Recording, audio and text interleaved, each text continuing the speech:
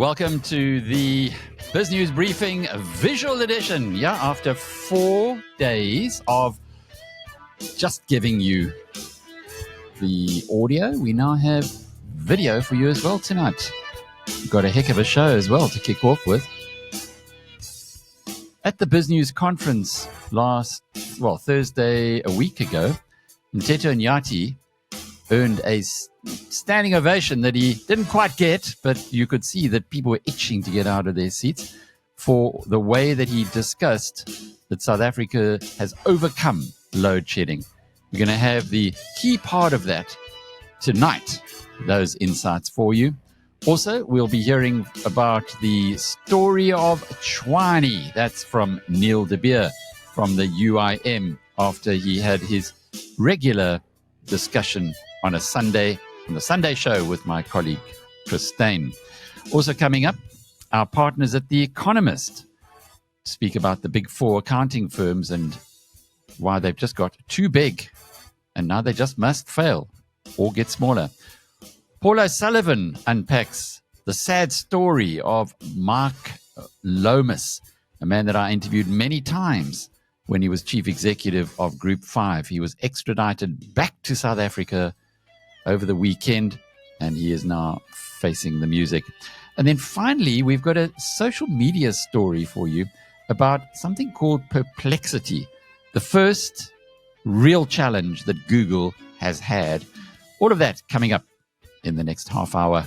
When this board was announced in October 2022, we spent a lot of time engaging with the power station general managers together with Jan. So one of the things that we did when this board was announced in October 2022, we spent a lot of time engaging with the power station general managers together with Jan, who was the COO, where we tried to get to understand what the issues were. And that to us as the board was very important, so that whatever we come up with, it needs to talk to the real problems. And from there, we got a sense that we had actually diagnosed the problem in the wrong way. The problem was not so much the aging fleet, but it was the unreliability of the fleet. This may sound like, it's semantics, but it's not, because when you've got an aging fleet problem, really the thing that you do there is, I don't want to spend good money and chasing bad thing. Let's allow these power stations to retire. Let's not invest anything on them. So that's really that was the prevailing view at the time. And we kind of came to a different conclusion that no, we can fix these power stations. We bring them back to a point of being reliable. And we came up with this plan called the Generation Recovery Plan, which was a 2-year plan. And it was approved by the board in the middle of March last year. March last year. And it's a 2-year plan. And our expectation was that by end of March this year in 2024, we will have an energy availability factor of 65% coming from 51% a year ago. And then by the end of March 2025, we'll be sitting at energy availability factor of 70%. That's really where we are now. We're already at 65%, so we're in line with the plan.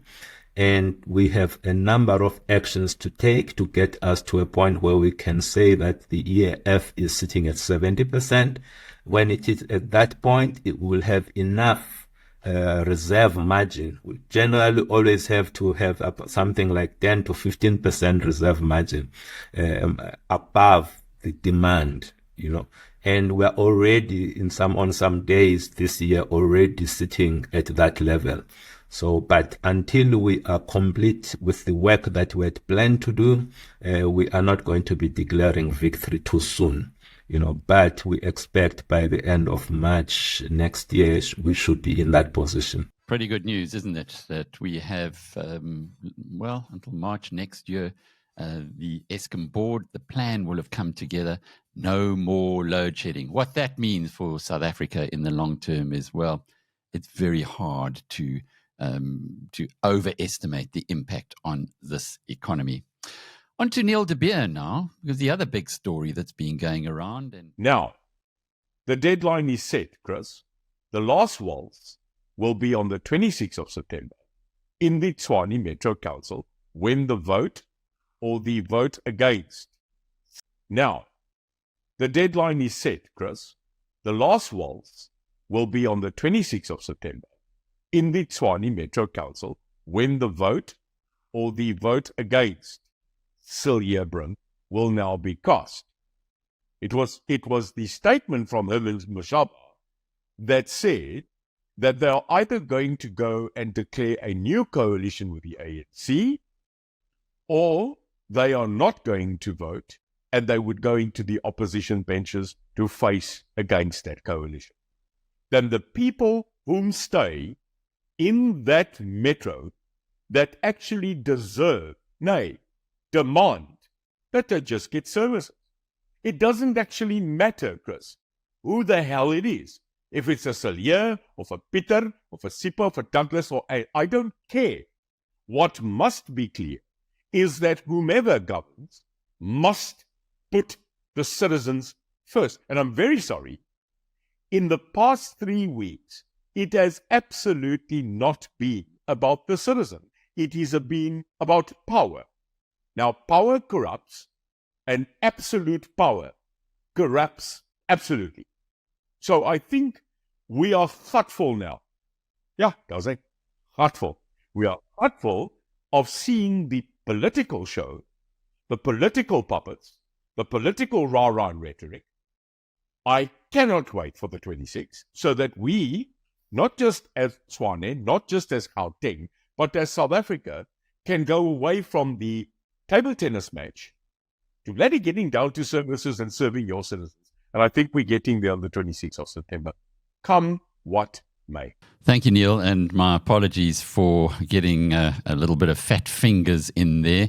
Oi, this is a first visual show for us. So I can tell you it's quite interesting, the learning curve one goes through. But thanks for persevering, and we'll move on in our program tonight with our partners at The Economist.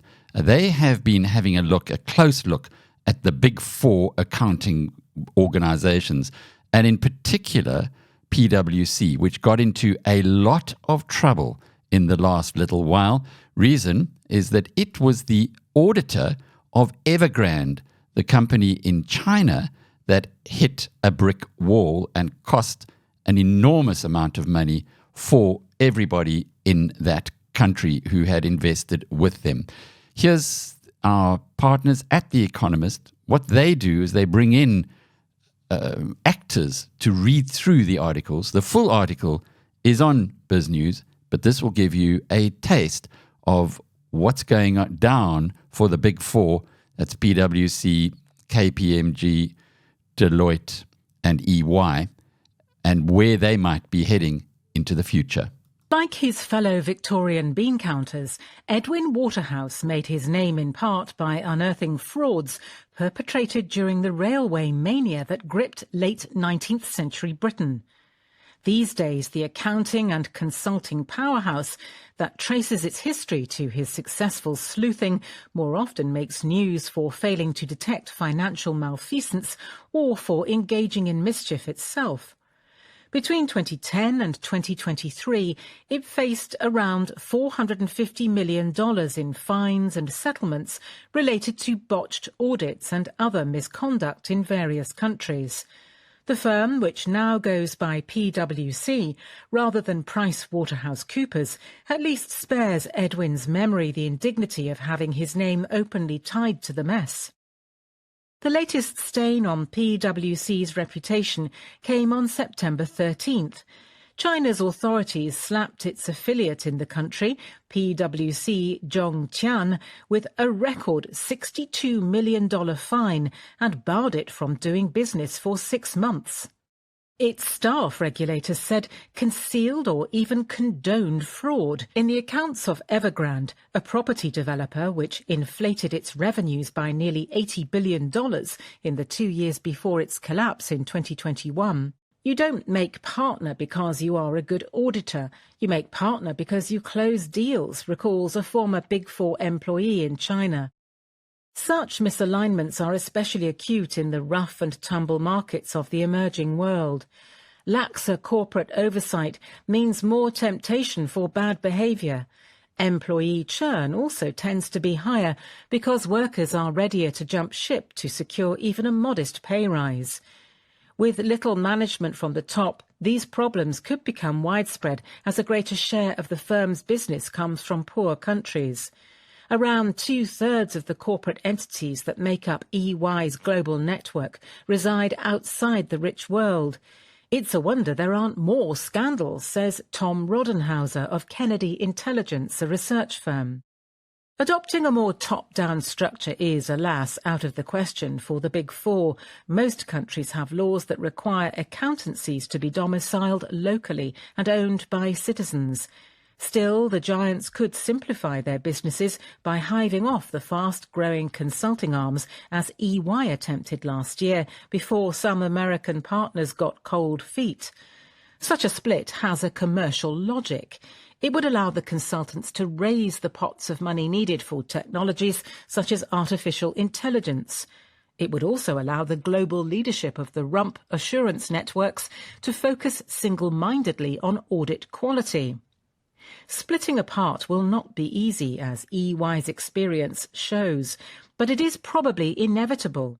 Indeed. Well, that is what the Economist believes is going to happen to the Big Four. There's a lot of kickback, as you heard earlier, and certainly if you've been following the story, EY was going to split and then, well, it decided not to. As our partners at the Economist write, this was because partners in the United States got cold feet. Well, someone whose feet are anything but cold right now is a gentleman by the name of Mike Lomas. He was the chief executive of Group 5, which you might remember was one of the great construction companies in the run-up to 2010, the 2010 World Cup, when the South African construction industry was accused of collusion and all kinds of crazy things. Well, Mike Lomas was brought back to South Africa over the weekend, where he was not frog marched because he was in a wheelchair, but taken through the security cordon, and he was booked by the SA Police Services on a massive fraud charge. Here's Paul O'Sullivan, whose investigations led to the former CEO of Group 5 being brought to book. They hadn't really got any good corporate governance in place, and they were making money so fast with their corrupt practices that actually they were disorganized. They didn't even have an asset register. They had nothing. So if there was a proper audit of the company, in fact, the auditors, I've got some of the audit reports, the auditors were screaming at them because they were auditing large. And they had to have clean audits because they were working for public companies like Eskom. So they had to have clean audits. The auditors were screaming at them because they were failing to properly manage their affairs. So they brought Mike Lomas in to help them clean up their company, which I guess for the first 2 or 3 years he probably did quite a good job. But then what happened one day? He met with this fellow Tlakudi, and Tlakudi told him he needed money. So he went back to Trindade, and Trindade told him, okay, well, you pay him from your account and I'll sort you out later. So that's how it began. So he made these payments, and I think we added it up. It was like 4 or 5 million rand over a period of a few months. But every time he made a payment, because we've got Mike Lomas's bank statements as well, because when I met with him, he gave me all of his bank statements. And in fact, the statements that he had missing, he gave me a special power of attorney, and we applied to the bank, and we got those bank statements from his bank. So we were able to fill in all the gaps. And every time he made a payment to Fakudi, there was a concomitant payment from Trindadi's company, Tubular Steel or whatever they were called, into his own bank account. So what that did for us was prove that it wasn't Mike Lomas, although he was actually the bagman, if you like, but it proved that Mike Lomas's version was correct, which was he was instructed to pay and then claim the money back like an expense voucher from Trindadi. So it is such low level, and I think the reason they got away with it is that the levels of corporate governance here were such that they knew they wouldn't be detected. You know, it was a chummy situation. South Africa has been, I think that's been the basis of the corporate governance breaches here, that there hasn't been that watchdog. And, you know, lucky there are people like Paul O'Sullivan who just continue to fight relentlessly against these kind of issues. And Alec, it's years and years of this that we have to reverse in South Africa. But for chaps like Mike, you know, to have been part of it, it's difficult to understand, you know, what he thought he'd get away with, because eventually it comes out. You know, if not 5 years, 10 years, 15 years, you know, it comes out, and just sad. And that's David Shapiro, who was talking to us from New York. You can get the full interview of Paul O'Sullivan and the full interview of David Shapiro on BizNews TV, and that's on YouTube, the BizNews TV channel on YouTube.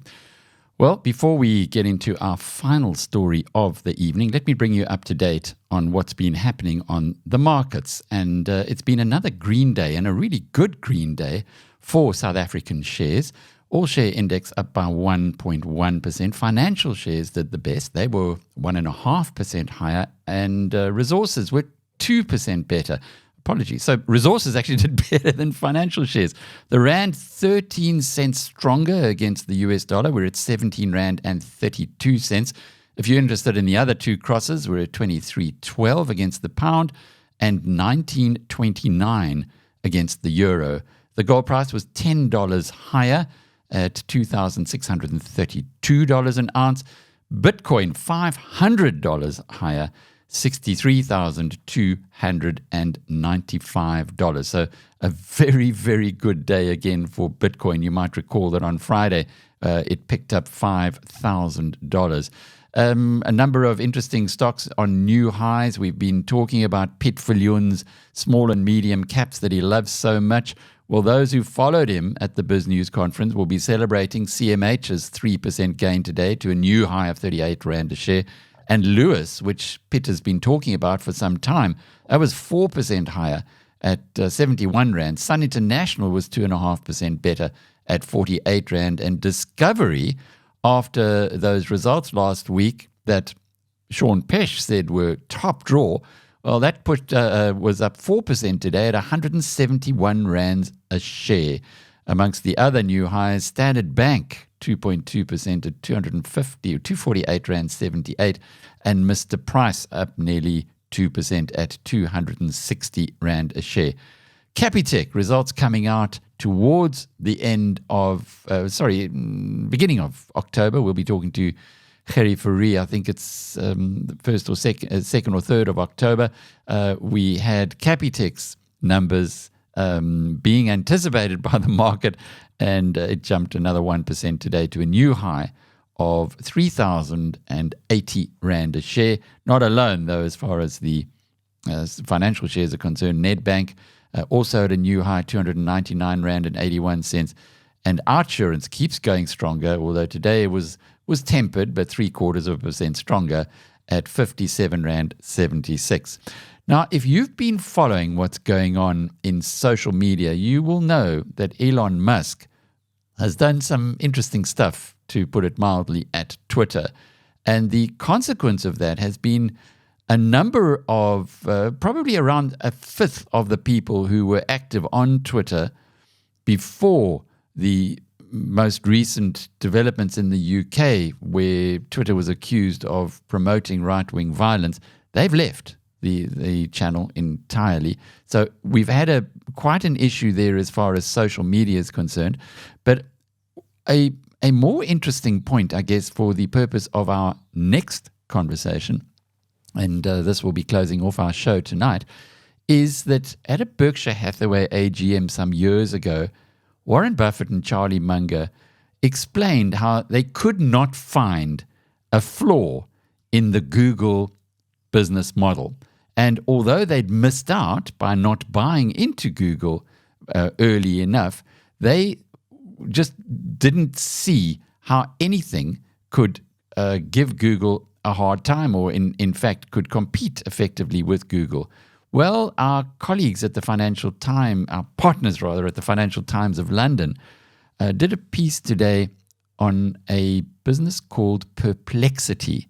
This could be Google's worst nightmare. Let's listen in. Well, Perplexity is trying to introduce advertising into its search AI product. We have a lot of AI products and search engines out there, but not many of them have ads in them yet. So I think Perplexity wants to redesign what the search ads business looks like. It's a very different format, and they want to really challenge what Google has created on the traditional Google search. So the way that Perplexity wants to do it is to have these ads feature in the follow-up questions. So for example, if I wanted to promote a sparkling water brand, one of the questions I could ask is sparkling water better than still water? And it would have a logo next to it of a suitable brand. It would generate just as the AI would normally respond.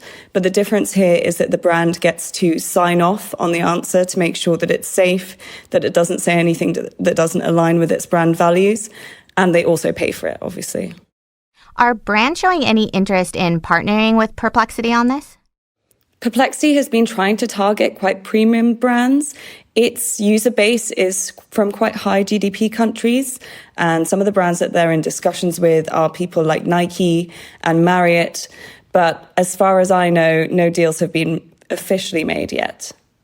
And, the goal here is for Perplexity to eventually take a pretty big bite out of Google. But Google kind of holds the keys to the kingdom when it comes to the digital ad space. So what sort of weaknesses does Perplexity see here? Since ChatGPT came out, there's obviously been a huge amount of hype and excitement for generative AI. And that's the type of AI that you see in Perplexity and that you see in AI search engines. A few companies have launched AI search. Microsoft has done this with Bing, and they've started trying to monetize it a little bit. Google has launched AI search now, but they've not monetized it yet either. And they also won't release figures on how widely it's used. I think as the incumbent, it has the most to lose here, and it's trying to tread very carefully. A startup like Perplexity can be more flexible, more nimble, and make those business decisions a bit faster. But when Google does decide to jump, I think that's really when we have to sit up and take notice. Yeah, so then in the end, do you think that Perplexity can break through and challenge Google in the digital ad space? It's still unclear. Perplexity does have quite a strong user base, and it is growing very quickly. But so far, we've yet to see it really take over. We've yet to see it really monetize either. By and large, Google is the biggest player in the search business. Its search business has grown 14% in the last 3 months to June compared to the same period the year before. And the consumer behavior of going to AI for search is still very nascent, and we don't know if that's going to take off yet. For upstarts like Perplexity, they've still got a lot to prove.